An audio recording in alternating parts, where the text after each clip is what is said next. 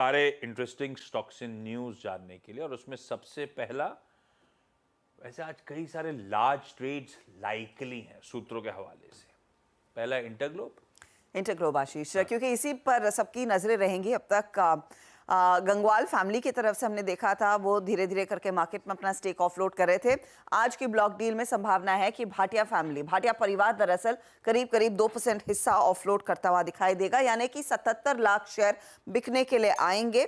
Block deal का जो size है 3293 करोड़ का आका जा रहा है। इसमें जो बेस प्राइस है 4266 रुपए प्रति शेयर है। ये कल की क्लोजिंग प्राइस से करीब करीब 7% का डिस्काउंट आपको दिखाई दे रही है। सूत्रों के हवाले से अपडेट आ रहा है, लेकिन इंटरेस्टिंग यही है कि शायद मार्केट में जो यूफोरिया देखने को मिला है उसका फायदा उठाकर भाटिया परिवार भी कुछ अपना स्टेक ऑफलोड कर रहा है। इंटरग्लोब एविएशन, देखते हैं भाई कौन सी विंडो में लार्ज ट्रांजैक्शन प्ले आउट होता है। लेकिन एज मेंशन्ड, कोई भी बहाने के चलते दबाव आ गया तो फिर से एंट्री पाने के बेहतरीन मौके। हमने बहुत ब्यूटीफुली इंटरग्लोब एविएशन की रैली को भुनाया है और अभी भी दमखम नजर आता है, अभी भी वैल्यूएशन के फ्रंट पे कंफर्ट है।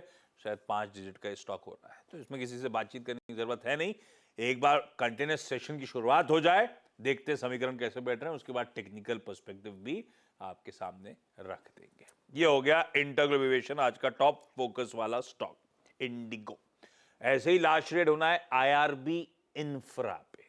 हर्षदा, इसको रिलेटेड क्या कहानी? सिंट्रा, जो इनका करीब करीब 25% हिस्सेदार है, वो अपना कुछ स्टेक ऑफलोड करता हुआ दिखाई देगा। लाइकलीहुड है यहाँ पर 5% हिस्सेदारी सिंट्रा की तरफ से मार्केट में आती हुई दिखाई देगी। डील की जो रेंज है प्राइस की, वो नीचे में 63 रुपए और ऊपर में करीब 70 रुपए 16 पैसे के आसपास आकी जा रही है। लगभग 10% के डिस्काउंट पर दरअसल ये सौदा होने के आसार हैं। 1900 करोड़ का ये सौदा हो सकता है lower end of price band. यहाँ से ऑफकोर्स एक 150 दिनों का लॉक इन पीरियड भी रहेगा। 25% की हिस्सेदारी इनकी लास्ट रिपोर्टेड Q4 में थी और इसीलिए आईआरबी इंफ्रा आप रेडार पर रखेंगे। आपको याद होगा कुछ हफ्तों पहले यहाँ पर महिष्कर परिवार ने भी थोड़ा सा अंश बेचा था मार्केट में। आईआरबी इंफ्रा कल की क्लोज से लेकर अप टू 10% डिस्काउंट। वैसे स्टॉक कल ही लद गया था, अच्छी खासी पिटाई झेल रहा था, और आज फिर देखते हैं किस तरह की ओपनिंग होती है, कहां पे ट्रांजैक्शन कल्मिनेट होता है, कंज्यूमेट होता है। चार्ट्स पे मानस आईआरबी इंफ्रा कैसा लगता है? अब ये कल तक के समीकरण के थ्रू हम समझते हैं, आज देखते हैं किस तरह की तस्वीर पैन आउट होती है। लेकिन 70 की क्लोज दिन के लोज पे बंद हुआ था, चार्ट्स पे कैसा? देखिए, कहीं ना कहीं स्टॉक फेल हुआ है हाई लेवल पे 75 का के रेजिस्टेंस के ऊपर सस्टेन होने के लिए।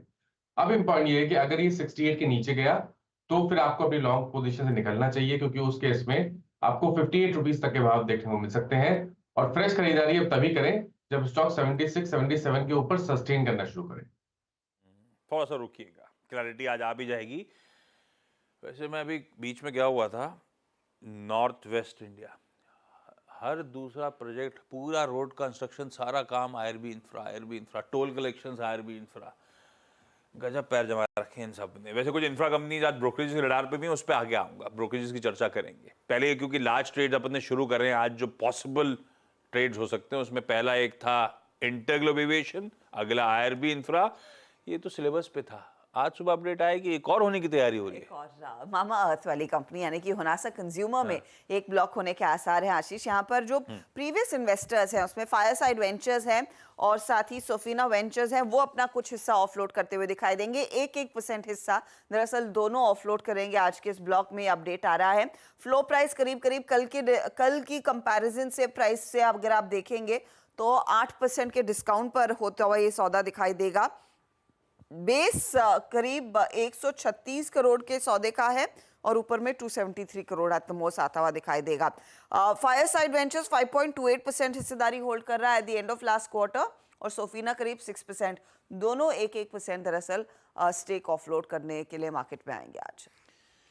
होनासा कंज्यूमर में भी एक large trade possible. Gaurang sir, इतने सारे लार्ज ट्रेड्स हो रहे हैं, इतना सप्लाई ओवरहैंग आना है बाजार में, पुराने इन्वेस्टर्स, प्रमोटर्स सब कैश आउट करने की सोच रहे हैं, ज्यादा रीड थ्रू तो नहीं करो ना, चलता है ना? दिक्कत आशीष, जब आईपीओ आया था तो मूल्यांकन को लेकर के थी। हालांकि हमने मेरे ख्याल से हमेशा आईपीओ पे लंबी अवधि के लिए निवेश की राय दी थी, लेकिन एक बात बहुत ही स्पष्ट रूप से हमने आईपीओ नोट में रखी थी कि अगर आप निवेश करते हैं तो मुनाफे में आने के लिए आपको बहुत ही लंबा समय देना पड़ा। यही कारण था आशीष, क्योंकि एक तो महंगा आईपीओ था, लिस्ट हुआ तो मेरे ख्याल से उसके बाद डिस्काउंट में ट्रेड हो रहा था, और फिर थोड़ी बहुत वैल्यू बाइंग डिस्काउंटेड प्राइस में आई और ऊपर की तरफ के हम दायरे देख रहे हैं। जहां तक नतीजों का सवाल है, वहां पर मेरे ख्याल से थोड़ा और कंपनी को अपनी जो कारोबारी रणनीति है उसको मजबूत और आगे फैलाना होगा अगर आपको ज्यादा मार्केट शेयर लेना है तो अगर आपने आईपीओ में निवेश किया या डिस्काउंटेड में किया है तो वो आईपीओ नोट को आधार बना करके मैं इतना कह सकता हूं कि अगर समय की पाबंदी नहीं है तो मेरे ख्याल से थोड़ा इंतजार करना चाहिए। समय की पाबंदी नहीं है, थोड़ा इंतजार करा जा सकता है। आज देखते हैं यहाँ पे ब्लॉक विंडो में हो रहा है या कंटिन्यूस सेशन में माल बिकने आता है। तीनों पे नजर रहेगी, इंटरग्लोब एविएशन, आईआरबी इंफ्रा और होनासा कंज्यूमर, मामा अर्थ पे। भाई साहब, ओएनजीसी का चार्ट टटोलिएगा। आप और मानस क्लोजली ट्रैक करते हैं स्पेस को, इसलिए आपके पास आ रहा हूं। जेफरीज की रिपोर्ट, खरीदारी करने का मन, 390 के टारगेट्स। वो उनका मानना है पॉलिसी कंटिन्यूटी अगर हो रही है तो इस कंपनी की प्रॉफिटेबिलिटी एलिवेटेड रहेगी पास्ट एवरेजेस के कंपैरिजन में। और रीसेंट करेक्शन जो आया था स्टॉक पे वो ओवरडन है, अट्रैक्टिव एंट्री पॉइंट है इन्वेस्टर्स के लिए। और केजी बेसिन के प्रोडक्शन का जो रैंप अप करने की तैयारी कर रहे हैं Q3 FY25 में, उसके चलते प्रॉफिटेबिलिटी में और इंप्रूवमेंट देखने को मिलेगा। तो ओएनजीसी रख सकते हैं रडार पे। फंडामेंटली ये 12 मंथ के प्राइस टारगेट्स होते हैं जो ब्रोकरेजेस देती हैं, until and unless differently specified. पर टेक्निकली या पोजीशन वाइज बिल्डअप कैसा है? भाई साहब, तेजी करोगे ओएनजीसी में आप? कल भी इसमें बना था लेकिन फिजल आउट होते हुए देखने मिला लास्ट में जाते जाते। तो हमारी सलाह रहेगी कि 260 के ऊपर अगर सस्टेन करता है तो ही इसमें खरीदारी की अटेम्प्ट करना चाहिए। तो 258 का एक स्टॉप लॉस लगा है, 260 के ऊपर खरीदारी करे।